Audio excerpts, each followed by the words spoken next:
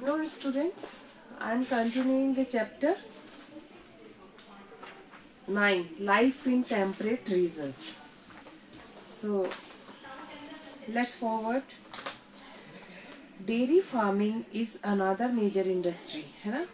जैसे आपने देखा कि जो नेचुरल वेजिटेशन है टेम्परेट रीजन में क्या थी, लोग कैसे रहते थे, कौन कौन सी वाइल्ड लाइफ थी, कौन कौन सी स्पीसीज थी, क्या क्या करते थे वो प्रेरीज में, है ना. तो दूसरा जो उनका ऑक्यूपेशन था जो मेजर इंडस्ट्री में जिसमें वो इन्वॉल्व थे, दैट वाज डेयरी फार्मिंग.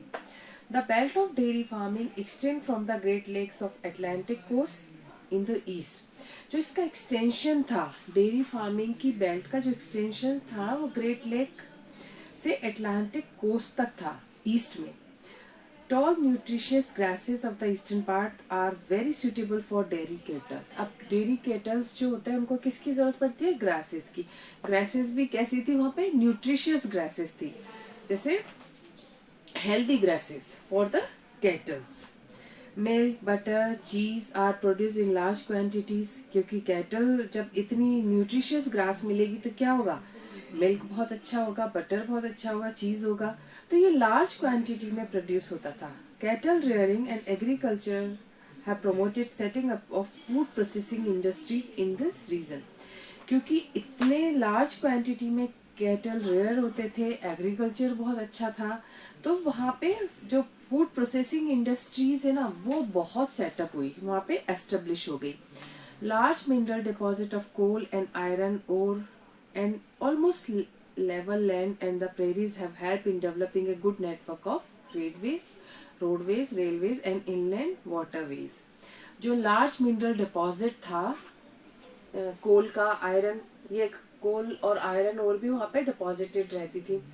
तो ऑलमोस्ट जो लेवल ऑफ लैंड था प्रेरीज का, इसने गुड नेटवर्क ऑफ रोडवेज भी डेवलप कर दिया. मतलब जब फूड प्रोसेसिंग इंडस्ट्रीज आ गई, ठीक है, इतने मिनरल्स वहां मिलने लग गए, तो क्या हुआ, वहां पे नेटवर्क बहुत अच्छा डेवलप हुआ. रोड, चाहे वो रोड्स को लेके ले लो, चाहे रेलवेज को लेके ले लो, या इनलैंड वाटरवेज को लेके ले लो.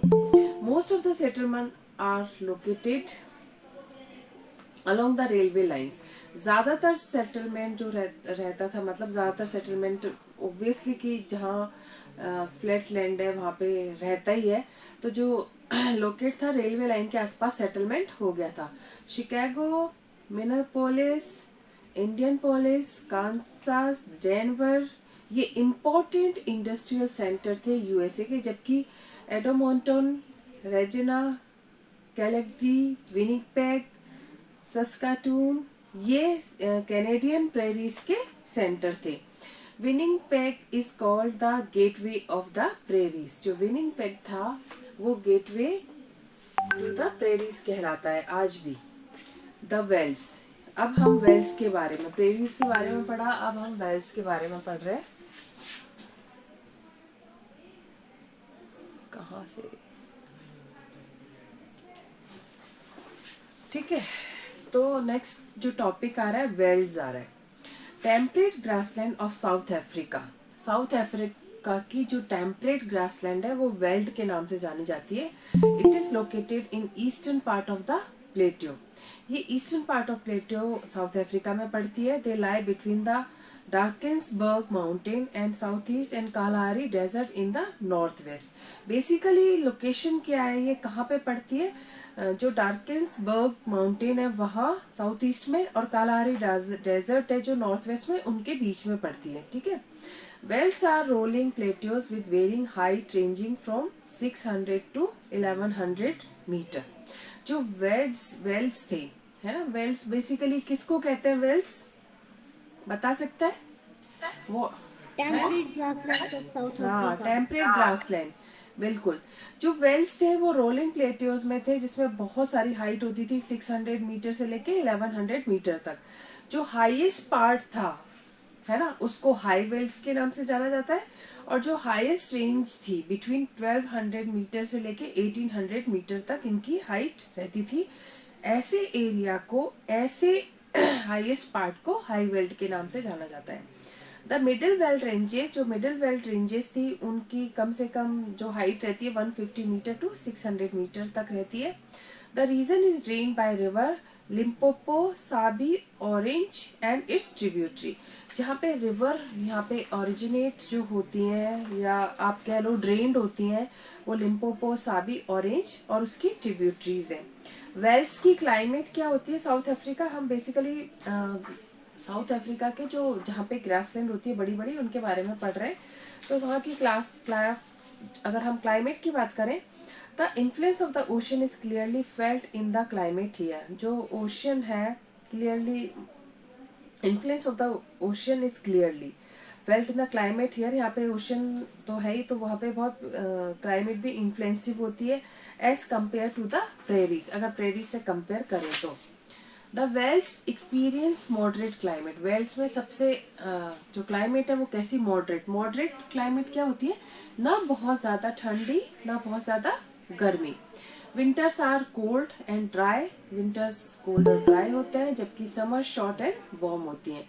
Climate gets cooler as the height increases. Climate मतलब आप जैसे जैसे हाइट इंक्रीज होती है क्लाइमेट कैसी हो जाती है, ठंडा, थोड़ा वातावरण ठंडा रह जाता है। Rainfall is low and receive mainly in summers. ज्यादातर रेनफॉल कम ही होती है और होती है तो समर्स में रिसीव की जाती है। It decreases from east to west, और ये डिक्रीज होती जाती है east to west as the wind blows from the Indian Ocean. जैसे जैसे विंड ब्लो करती है इंडियन ओशन से वैसे वैसे ये क्या हो जाती है, डिक्रीज होती चली जाती है। And give more rain in the eastern region, और ज्यादातर बारिश कहाँ होती है, यहाँ पे ईस्टर्न रीजन में होती है। The area often faces drought condition, कई कई बार तो बहुत सूखा या अकाल भी पड़ जाता है। अब नेचुरल वेजिटेशन वेल्स की क्या क्या है और वाइल्ड लाइफ क्या है, तो velds are temperate grassland and grasses both tall and short, bushes, scattered trees from the vegetation cover of the area. यहाँ की जो टेम्परेट ग्रासलैंड होती है, ग्रासेस टॉल भी होती है, ग्रासेस शॉर्ट भी होती हैं, बुशेस होती हैं, स्कैटर्ड ट्रीज होते हैं। स्कैटर्ड ट्रीज होता है मतलब थोड़ी दूरी पे, एक बार सिमटे हुए नहीं, थोड़ी सी दूरी पे स्कैटर्ड ट्रीज होते हैं।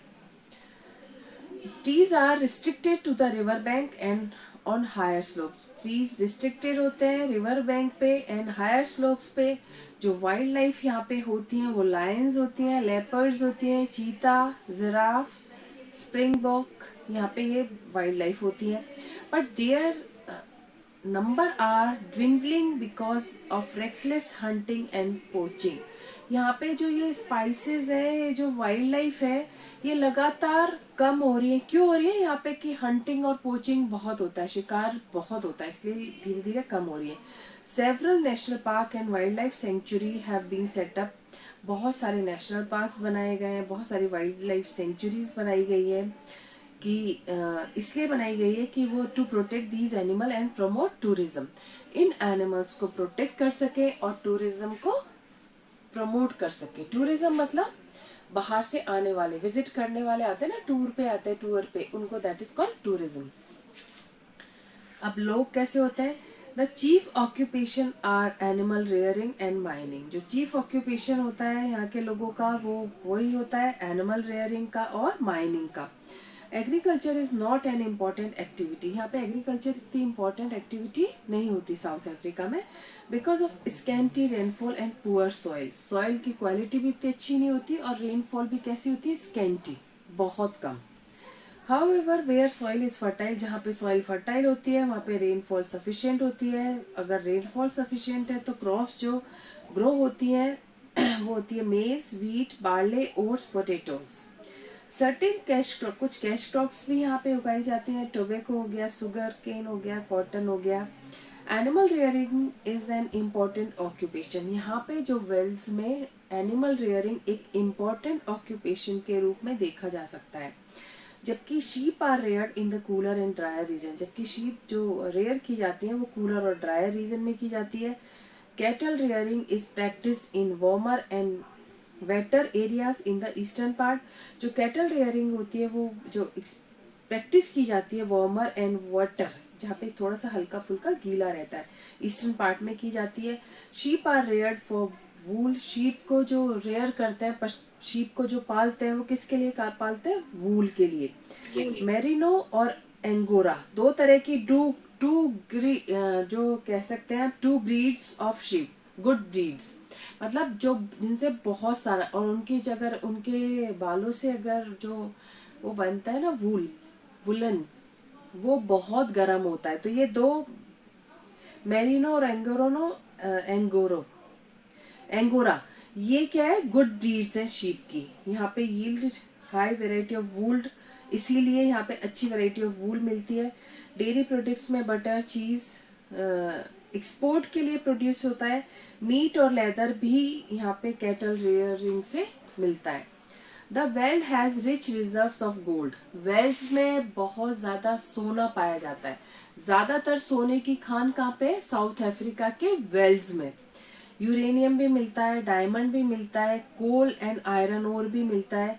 Y Johannesburg is famous as gold capital of the world. Johannesburg, South Africa का जोन्सबर्ग गोल्ड माइन के लिए पॉपुलर है पूरे वर्ल्ड में, ठीक है।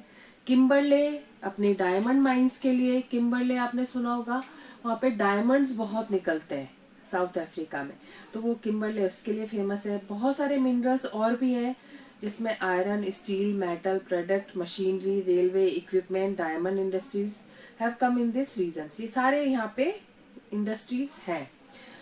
Certain agro based industries of the region are woollen textile. जो एग्रो बेस्ड इंडस्ट्रीज यहाँ पे वेल्स में पाई जाती है, that is the woollen textile, food processing, dairy and leather products.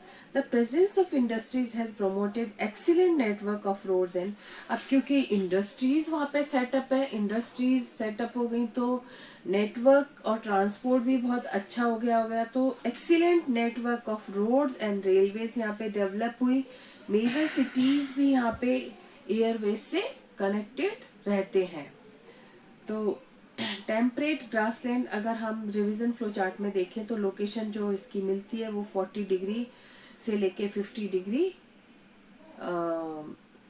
दोनों हेमिस्फीयर में पाई जाती है। यहाँ की जो क्लाइमेट होती है वो मॉडरेट, और जो वेजिटेशन है ग्रास होती है बस, but some trees also grow on the bank of river. लेकिन नदी के किनारे भी कुछ ट्रीज उगाते हैं, हिल स्लोप्स में भी उगाते हैं।